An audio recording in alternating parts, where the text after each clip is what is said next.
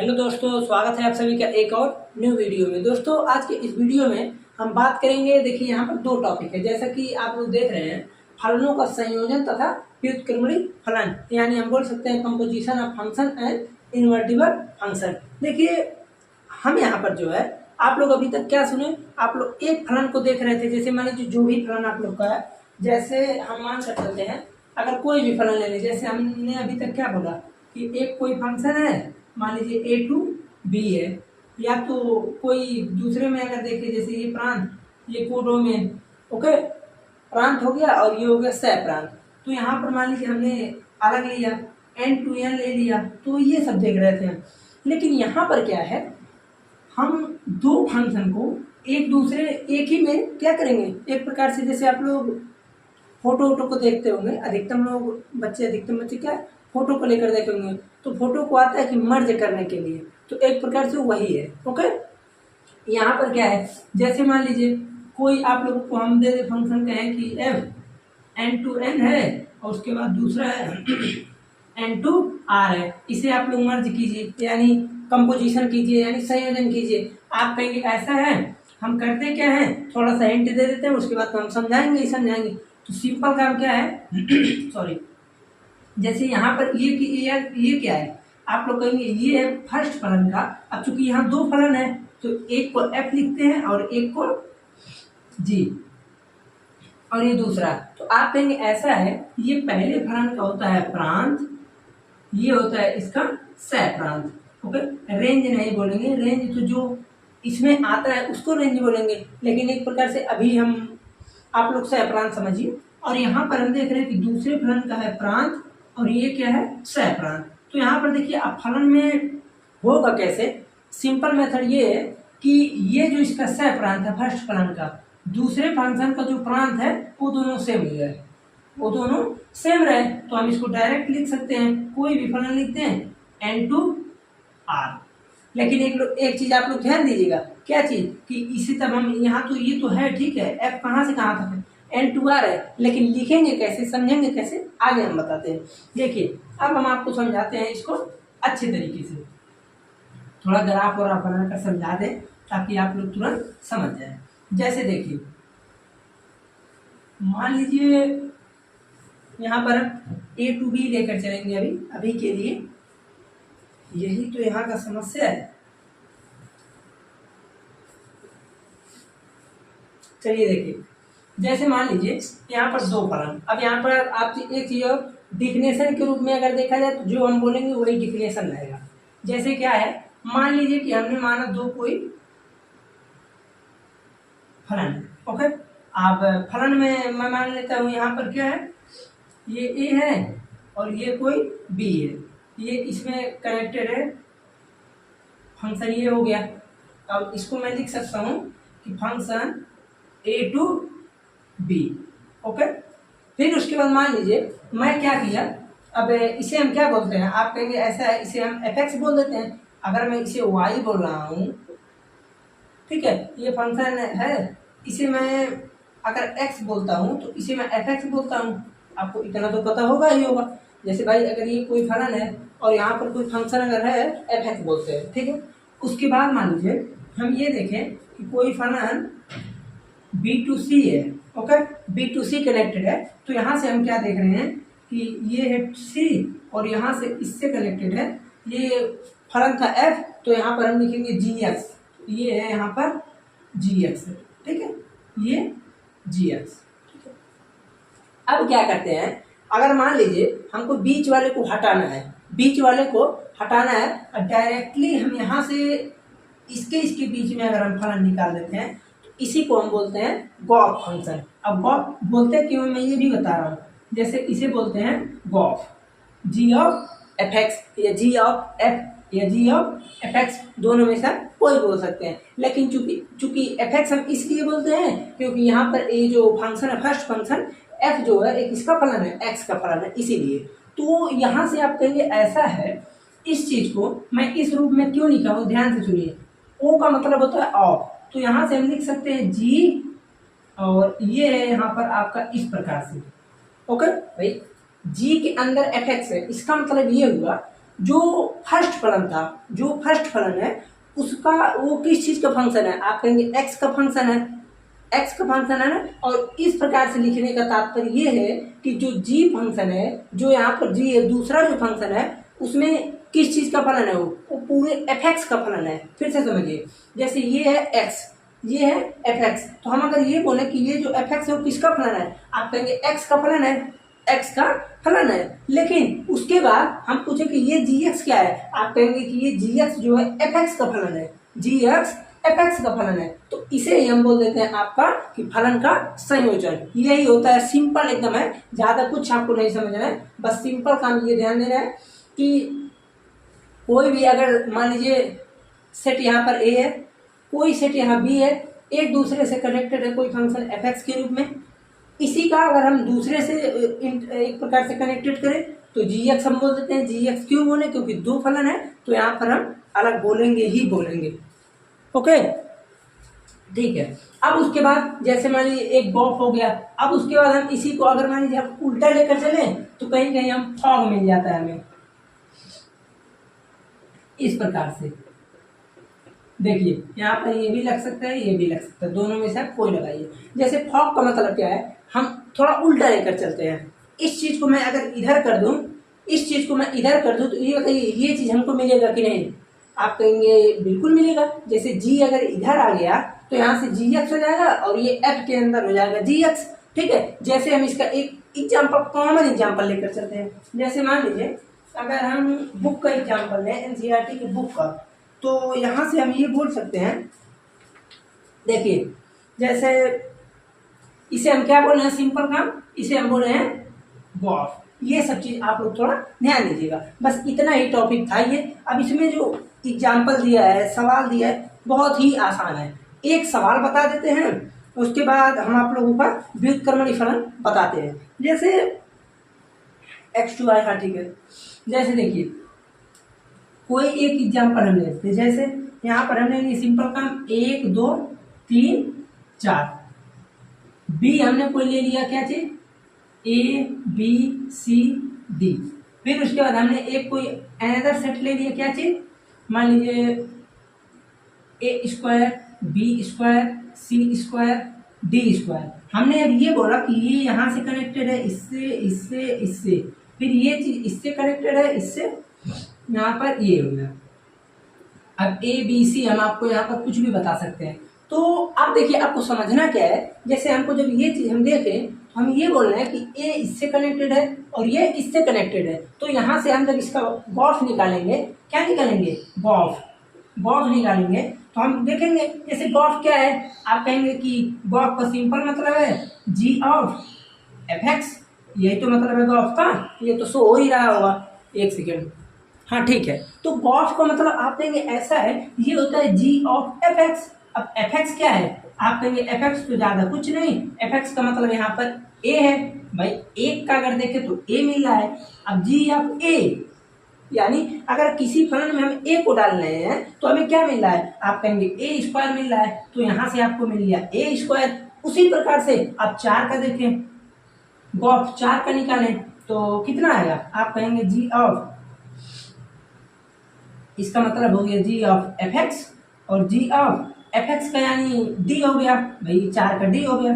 Okay, तो आप कहेंगे जी ऑफ डी का हो गया डी स्क्वायर। अब जब क्वेश्चन पूछेगा आपसे तो ऐसे पूछेगा कि गॉफ 4 का मान बताइए, गॉफ 1 का मान, जैसे यहाँ पर गॉफ 4 बोल दिया, गॉफ 1 का बोल दिया, इस प्रकार से ये पूछेगा। एक बार मैं आपको थोड़ा हिंट देकर फॉग का मान यही निकाल दो, अभी सब कंफर्म हो जाएगा। जैसे जब हम फॉग निकालेंगे तो ये ध्यान दीजिएगा कि फॉग निकालेंगे तो हम बराबर नहीं होता है, कभी भी गॉफ और फॉग बराबर नहीं हो सकता, क्योंकि मैंने आपको बताया गॉफ में क्या है, जैसे हम यहाँ पर ये चीज जब देख रहे हैं जी ऑफ एफ एक्स, तो हम ये देख रहे हैं कि जो जी फलन है यानी जो दूसरा फलन है वो किसके, एक प्रकार से हम उसमें जो रेंज देखेंगे वो ये फलन होगा। ओके, ठीक है, इस चीज का ये फलन मिलता है। लेकिन जब हम फॉग को निकालते हैं तो हम ये देख रहे हैं कि ये उल्टा चल रहा है, ये जी को पहले ले रहा है उसके बाद एफ में जा रहा है, ठीक, इस प्रकार से। तो यहाँ से हम देख लेंगे। अब उसके बाद अगर हम यहाँ से बात करें कि ये चीज एफ है, ये चीज जी है, ठीक है। अब यहाँ से अगर हम फॉग निकाल भी रहे हैं तो एफ ऑफ जी एक्स, ठीक है। तो एफ ऑफ, अब जी एक्स क्या है, मान लीजिए आप जी एक्स यहाँ पर ए स्क्वायर है, ठीक है। हम ये बोले कि ए स्क्वायर का आप निकालिए, तो इसका ए हो सकता है, ठीक है, और ए का निकालेंगे तो एक आएगा, ठीक, इसलिए ये चीज उल्टा आता है, तो ये तो गलत हो जाएगा। इसलिए क्या होता है, कभी भी फॉल और गॉफ बराबर नहीं होता है, किसी विषम परिस्थिति में होता है, ओके। कभी कभार हो सकता है, किसी स्पेशल कंडीशन में हो जाता है, तो जहां पर होता है अभी हम आपको बताएंगे वही व्युत्क्रमणीय फलन होता है, ठीक है। ये चीज हो गया आपका गॉफ और भाग का, अच्छे प्रकार से आप समझ लिए। अब इसमें जो है आप लोग देखेंगे, अब देखिए एक चीज और, एनसीईआरटी का बुक आप लोग अगर फॉलो कर रहे हैं तो आपके पास बुक तो होना ही चाहिए, और अगर बुक नहीं है तो आप लोग एक काम कर सकते हैं, क्वेश्चन को 2-3 बार ध्यान से सुनिएगा, अपने आप समझ में आ जाएगा, क्योंकि हम क्वेश्चन तो लिखेंगे नहीं, क्योंकि क्वेश्चन ज्यादा लंबा पड़ेगा। जैसे देखिए आपका जो क्वेश्चन है, चलिए इसको थोड़ा सा ही मिटा देते हैं, आप लोग गॉफ और भाग हमें लगता है आप लोग समझ लिए होंगे, क्योंकि बहुत ही आसान था। जैसे देखिए जब हम यहाँ पर बात करेंगे किस चीज़ की, सवाल की, 15-16 दोनों एग्जाम्पल बता देंगे पढ़ाई में। जैसे 15 नंबर देखिए, 15 नंबर उदाहरण क्या बोला, उदाहरण 15 है, ध्यान दीजिएगा, उदाहरण नंबर 15, और यहाँ 16 बता देंगे। जैसे कह रहा है कि मान लीजिए कि एफ, मान लीजिए एफ जो है कहाँ से कहाँ तक है, 2, 3, 4, 5। अभी जो एग्जाम्पल हम लिए एकदम सेम है, बस नंबर बदला है। यहाँ से ये कह रहा है कि 3, 4, 5, 9, ओके, ये चीज है। फिर कह रहा है कि और जी फलन जो है, देखिए पूरा क्वेश्चन हमको लिखना ही पड़ जाएगा। जी जो है वो क्या चीज है, 3, 4, 5, 9 से कहाँ तक है, आप कहेंगे कि ये है 7, 11, 15, 7, 11, 15 यहाँ तक है। फिर उसके बाद इसमें दे रहा है कि दो फलन इस प्रकार हैं कि एफ ऑफ 2 बराबर, एफ ऑफ 2 किसके बराबर है, 3, और एफ ऑफ 3 किसके बराबर है, 4, एफ ऑफ 4 बराबर है 5, ठीक है। उसके बाद एफ ऑफ 4 बराबर है 5, और इसी के बराबर है एफ ऑफ 5, ये चीज हो गया। फिर अब जी में आते हैं, जी ऑफ 3 बराबर, जी ऑफ 4 बराबर 7, ये हो गया। फिर उसके बाद तथा G of 5 equal to G of 9 बराबर है किसके, 11 के। तो गॉफ ज्ञात कीजिए, गॉफ ज्ञात कीजिए। अब देखिए हमको इसी का निकालना है, तो जाहिर सी बात है अगर हमको गॉफ निकालना है तो हम क्या करेंगे, गॉफ में हम सभी का निकाल लेंगे, 2, 3, 4, 5 का, सभी गॉफ का। तो अब थोड़ा सा आपको दिमाग लगाना है, दिमाग क्या लगाना है, जैसे देखिए ये तो आपका प्रश्न है पूरा। अब उसके बाद अगर इसको हम बनाना चाहें, ये है पहला फंक्शन, तो पहले फंक्शन के ये होता है प्रांत, 2, 3, 4, 5। उसके बाद ये होता है आपका कोडोमेन, तो 3, 4, 5, 9, यहाँ पर है 7, 11, 15। अब आप ध्यान से समझिएगा, कह रहा कि एफ ऑफ 2 बराबर 3, तो एफ ऑफ 2 बराबर 3, f of 3 equal to 4, f of 4 equal to 5, और एफ ऑफ 5 इक्वल टू 5, ठीक है। जी ऑफ 3, अब ये हो जाएगा ना आपका फलन, G of 3, G of 4 equal to 7,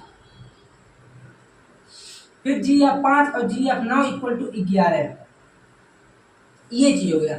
हमें गॉफ निकालना है, तो अब देखिए गॉफ हम निकालेंगे क्या, ध्यान से समझिए। जैसे हमको यहाँ पर अगर गॉफ निकालना है तो हम किसका निकालेंगे, आप कहेंगे ऐसा अलग अलग नंबरों का। जैसे एक बार हमको गॉफ निकालना है, 2, 3, 4, 5 सभी का निकालना है, तो हम यहाँ निकालते हैं गॉफ 2 का, गॉफ 3 का, गॉफ 4 का, 5 का आप लोग खुद निकालेंगे। देखिए अब गॉफ 2 का अगर हमको वैल्यू निकालना है तो हम क्या करेंगे, सिंपल काम, जी ऑफ एफ ऑफ 2, इस प्रकार से। तो आप कहेंगे ऐसा है, यहाँ से हो गया जी, अब एफ ऑफ 2 का मान कितना है, आप कहेंगे एफ ऑफ 2 का मान है 3, एफ ऑफ 2 का मान है 3, तो जी ऑफ हो गया 3। अब जी ऑफ 3 का मान कितना है, आप कहेंगे 3 का मान जा रहा है किस पर, 7। यहाँ से आ गया गॉफ की वैल्यू, गॉफ 2 की वैल्यू कितना आया 7 आ गया। गॉफ 3 की वैल्यू इसी प्रकार निकालते हैं, तो गॉफ 3 की वैल्यू निकालेंगे तो देखिए जी ऑफ एफ ऑफ 3, ओके। तो यहाँ से ये चीज जो आया एफ ऑफ 3 की वैल्यू कितनी है 4 हो गया। जी ऑफ 4 की वैल्यू है 7, ये चीज हो गया। अब गॉफ 4 की वैल्यू को निकाल लेते हैं, तो गॉफ 4 का सेम एकदम एग्जैक्ट इसी प्रकार से निकलेगा जी ऑफ एफ ऑफ 4। अब यहाँ से ये जो 4 है तो देखिए जी ऑफ 4 की वैल्यू कितनी है, आप कहेंगे 5 और एफ 4 की वैल्यू है 5, तो यहाँ से हो जाएगा जी 5 और जी 5 की वैल्यू कितना आ जाएगा, आप कहेंगे कि जी 5 का वैल्यू है 11, ओके। आया समझ में? इस प्रकार से आप कोई भी वैल्यू है आप फॉग निकालेंगे, गॉफ निकालेंगे, ठीक, सब कुछ दिया रहना चाहिए बस। अब जैसे एक प्रकार से अगर हम सोचे इसमें फॉग निकालने के लिए तो निकल जाएगा, आप कहेंगे किसका निकालें, चलिए मैं निकालता हूँ 3 का मैं निकालूँ। अगर मान लीजिए हम निकाल रहे हैं तो इसको देखते हैं निकल रहा कि नहीं, तो आप कहेंगे इसको मैं लिख सकता हूँ जी ऑफ 3 और जी ऑफ 3 की वैल्यू कितना है, आप कहेंगे 7, तो एफ 7 की वैल्यू हमको है ही नहीं, तो इसलिए यहाँ पर नहीं निकलेगा, ओके। मान लीजिए हम कोई एनदर लेकर चले तो हो सकता है कि निकल जाए, लेकिन यहाँ पर हमसे केवल और केवल गॉफ पूछा था तो हमने गॉफ को निकाल दिया। आगे अभी जो सवाल मिलेगा उदाहरण 16 है, उसमें आपको मिलेगा अलबत्ता क्या चीज, फॉग और गॉफ दोनों, तो इसको हम थोड़ा सा करते हैं रिमूव। अब हम चलते हैं 16 नंबर एग्जाम्पल पर। अब इसके बाद से आप लोगों का प्रश्न तो थोड़ा बहुत बचेगा, विविध प्रश्नावली इंपॉर्टेंट प्रश्न है, उस चीज को हम बताएंगे अच्छे तरीके से। जैसे देखिए 16 नंबर समझ लेंगे तो समझ लीजिए आपको आ गया, सब कुछ आ गया अच्छे तरीके से। कह रहा है कि एफ है कोई R टू R, ओके। फिर बोल रहा है कि G है यहाँ पर, वो भी G कहाँ से कहाँ तक है R टू R, इसमें गॉफ फॉग निकलेगा। फिर बोल रहा है कि एफ एक्स इक्वल टू, अब फलन क्रमशः है, ओके। यहाँ पर देखिए एफ एक्स इक्वल टू कितना है, एफ एक्स इक्वल टू है कॉस एक्स, ठीक है। जी एक्स इक्वल टू है 3x स्क्वायर। फिर बोल रहा है कि परिभाषित तत्व गॉफ और फॉग ज्ञात कीजिए तथा प्रूव कीजिए कि ये दोनों बराबर नहीं होते हैं। अब इसको आप लोग कीजिए एकदम अच्छे प्रकार से कीजिए, हम 1 मिनट का आप लोग को टाइम दे देते हैं, इसको मिटा भी दे रहे हैं, आप लोग कीजिए भी, बहुत ही आसान है। जैसे देखिए हमने अभी तक क्या देखा कि जब हम फॉग को गॉफ को निकाल रहे हैं तो सिंपल प्रोसेस मेरा क्या है, जैसे अगर हमको गॉफ निकालना है, हमको गॉफ निकालना है, तो गॉफ निकालने के लिए हम क्या कर रहे हैं, आप कहेंगे ऐसा है, गॉफ का ये मतलब होगा G of F X, G of F X, इसका ये मतलब हुआ। अब यहाँ से जब हम जी ऑफ एफ एक्स निकाल रहे हैं तो पहले हम ये जो एफ एक्स इसको लिखते हैं, तो हम ये देख रहे हैं कि जी ऑफ एफ एक्स की जगह पर हम क्या लिखेंगे, आप कहेंगे एफ एक्स की जगह दिया है कॉस एक्स, कॉस एक्स। अब यहाँ पर आप लोग ध्यान से समझिए, जब मेरा जी एक्स था फलन, तो यहाँ पर 3x स्क्वायर हुआ, यानी जब मेरा फलन जी एक्स के टर्म में था तो यहाँ से 3x स्क्वायर हुआ। अगर मेरा फलन जी 2 रहता तो यहाँ पर 3 और 2 का स्क्वायर होता। जब मेरा फलन जी कॉस एक्स है तो यहाँ पर मेरा ये क्या चीज होगा, 3 कॉस एक्स का होल स्क्वायर, और इसी को हम लिख देंगे 3 कॉस स्क्वायर एक्स। आया समझ में आ रही, बहुत ही आसान सिंपल प्रोसेस। क्या है, सबसे पहला काम इस चीज को मैं इस टर्म में लिख सकता हूं। यहां से हमने ये देखा कि G of F X, G of F X का मतलब यहाँ पर हम देखें कि एफ एक्स क्या है, तो एफ एक्स हम देखें कि कॉस एक्स है। अब कॉस एक्स, अब हम ये देख रहे हैं कि अगर कोई भी फलन में हमें एक प्रकार से कोई भी फलन हो, आपका जी एक्स था तो 3x स्क्वायर हुआ, जी अगर 2 रख रहे हैं तो 3 और 2 का स्क्वायर हो जाएगा। तो उसी प्रकार से जी कॉस एक्स है तो x की जगह मेरा कॉस एक्स रख देंगे, बस सिंपल काम। अब उसके बाद हम यहाँ से निकालते हैं फॉग। अब देखिए फॉग जब निकालेंगे इसका लिखेंगे कैसे, तो f of g of x, ये चीज हो गया। अब उसके बाद से हम यहाँ पर ये देख रहे हैं कि ये हो जाएगा, देखिए एफ जी ऑफ एक्स की वैल्यू है 3x स्क्वायर, 3x स्क्वायर, तो यहाँ से हमने लिखा कि 3x स्क्वायर, ओके। अब एफ ऑफ एक्स अगर रहता तो होता cos x, F of x रहता, जैसे हमने ये देखा कि एफ ऑफ एक्स है तो cos x, एफ ऑफ 3 है तो cos 3, एफ ऑफ y है तो कॉस वाई। तो अगर मेरा एफ ऑफ 3x² है तो सिंपल मैम कॉस x की जगह पर हम क्या लिखेंगे, आप कहेंगे कि कॉस 3x²। भाई x की जगह इस पूरे को रखेंगे तो यही होता है। हमने यहाँ से देखा कि यहाँ पर गॉफ का मान आ रहा है इतना, हॉक का मान आ रहा है इतना, तो हम यहाँ पर अब लिख देंगे कि यहाँ पर 3 cos² x इक्वल नहीं है किसके, cos 3x² के। क्यों नहीं है, क्योंकि हमने यहाँ पर देखा कि ये दोनों इक्वल ही नहीं है। तो यहाँ से आप लिख सकते हैं कि गॉफ हॉक के बराबर नहीं। आया समझ में, देख रहे हैं ना, बहुत ही आसान प्रश्न था। अब देखिए, अब हम बात कर लेते हैं, आपका 15 एग्जाम्पल हो गया, 16 एग्जाम्पल हो गया। अब उसके बाद हम आप लोगों को थोड़ा सा बता देते हैं कौन सा, इनवर्टिबल फंक्शन।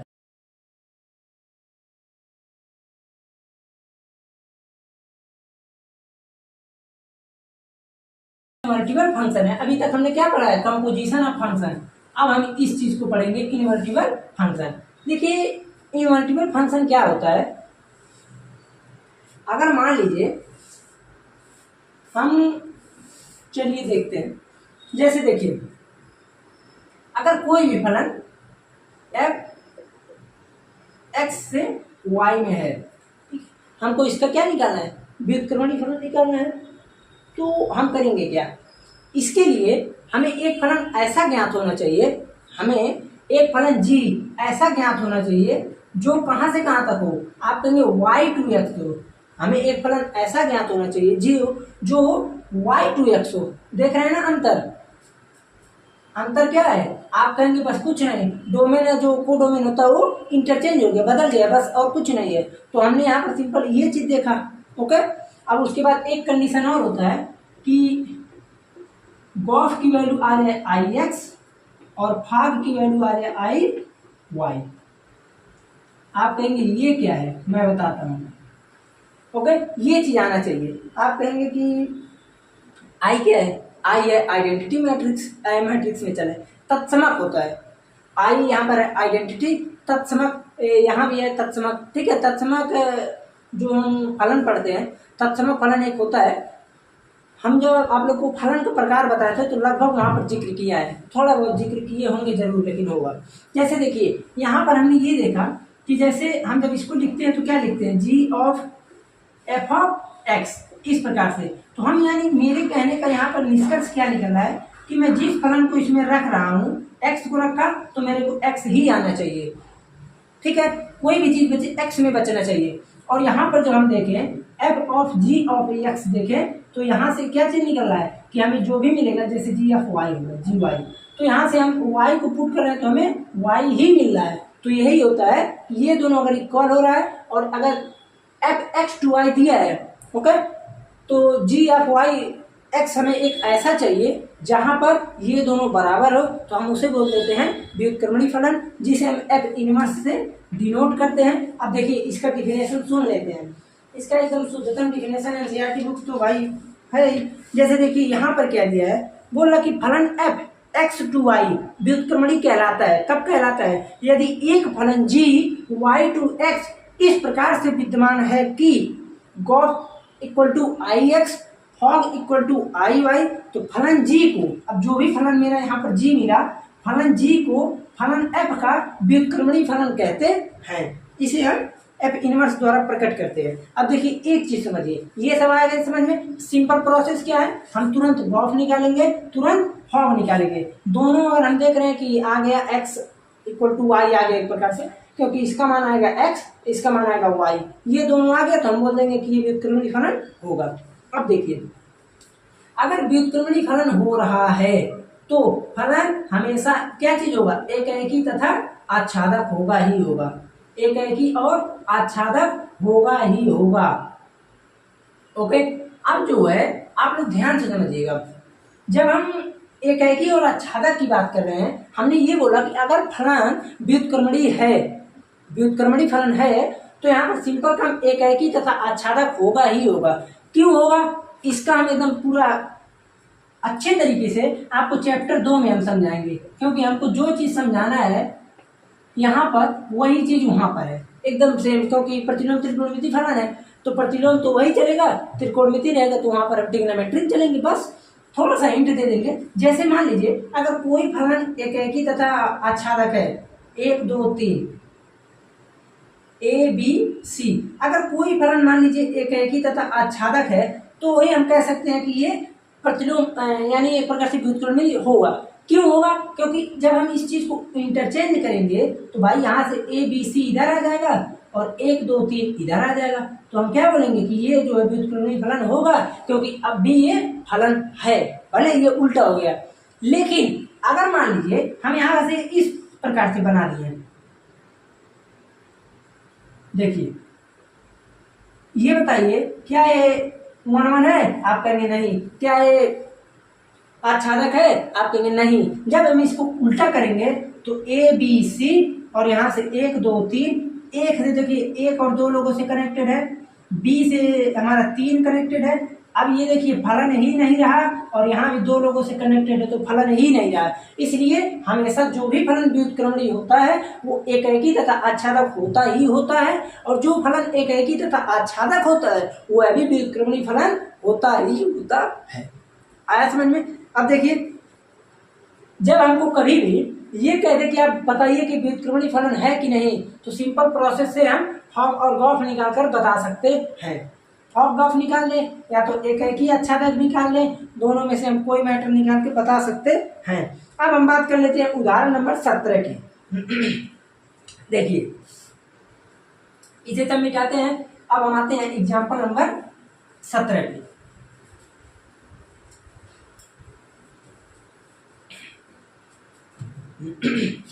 चलिए देखिए 17 नंबर एग्जाम्पल क्या बोल रहा है। 17 नंबर एग्जाम्पल है, कह रहा है कि मान लीजिए कि फलन f n2y, okay, n2y fx equal to दे भी दिया कितना 4x plus 3, fx equal to 4x plus 3 द्वारा परिभाषित एक फलन है जहां y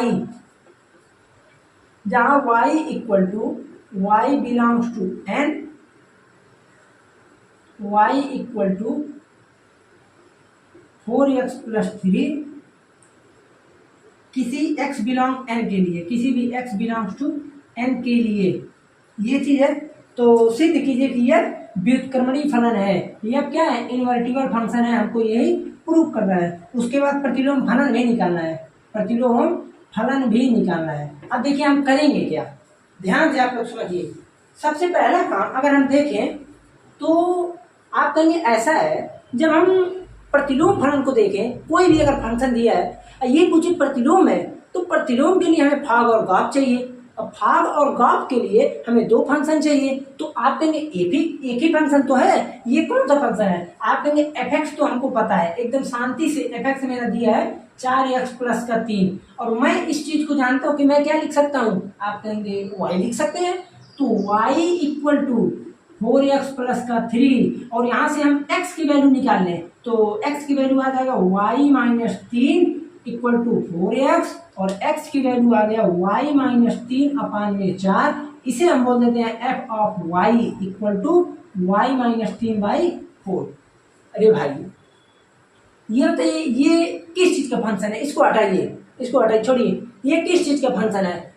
फंक्शन आप कहेंगे x का फंक्शन है। अब फंक्शन का मतलब ही अगर अभी तक आप नहीं समझे, डायरेक्टली ये वीडियो देख रहे हैं तो आप लोग के लिए गड़बड़ है। जैसे यहाँ पर ये किस चीज पर निर्भर है? आप कहेंगे x पर निर्भर है, x का हम मान बढ़ाते जाए घटाते जाए तो उसी अनुरूप बढ़ता रहेगा, तो यानी x का ये पूरा जो भी आपका एक प्रकार से बीजी व्यंजक है ये किस चीज पर आधारित है? x पर है, x का फंक्शन हो गया। यहाँ पर इसी प्रकार से हमने सॉल्व किया तो y पे जा रहा है, तो ये y का फंक्शन है, तो हमको f(x) मिल गया, f(y) मिल गया। अब हम गॉफ निकालते हैं, तो हम सबसे पहले निकालते हैं गॉफ।